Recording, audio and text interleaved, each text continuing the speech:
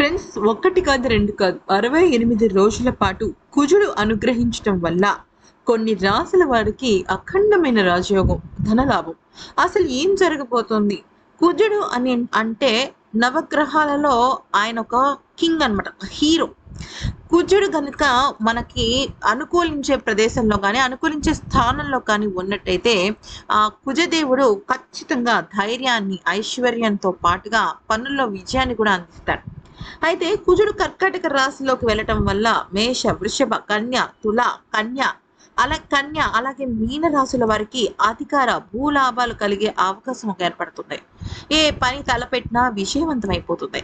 ఇక కుజుడు వాళ్ళకి అత్యంత అద్భుతాన్ని, అత్యంత విజయాన్ని అందించిపోతున్నాడు. మొదటిగా కుజుడు అనుగ్రహించే రాశులు ఏదైనా ఉందంటే అది మేషరాశి. ఆ రాశ్యాధిపతి కుజుడు 4వ స్థానంలో అంటే కేంద్ర స్థానంలో నిలబడటం వల్ల రాశి వారికి నీచభంగ రాజయోగం కలుగుతుంది. అకస్మాత్తుగా అప్రయత్నంగా ఉద్యోగంలో ప్రమోషన్స్ వచ్చేస్తుంటాయి. ఆస్తి వివాదం అనుకోకుండా పరిష్కారం అయ్యే లాభం, భూలాభం కలుగుతాయి.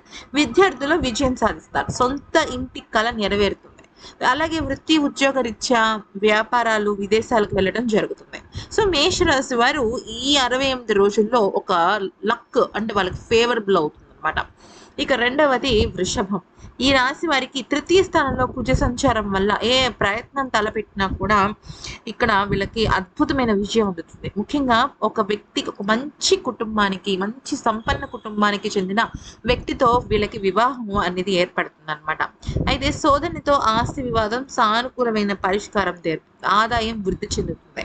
ఎవరైనా షేర్లు లేకపోతే వేరే ఇతర పెట్టుబడి పెట్టాలనుకున్నా కూడా వృషభ రాశి వారికి ఇది తగు మంచి కాలం అని చెప్పొచ్చు. ఇక తదుపరి రాశి కన్యా రాశి. ఈ రాశి వారికి లాభస్థానంలో కుజుడు సంచారం వల్ల ఆస్తి వివాదాలు, కోర్టు కేసులు అనుకూలంగా మారి పరిష్కారం అవుతాయి. విలువైన ఆస్తి చేతికి వస్తుంది.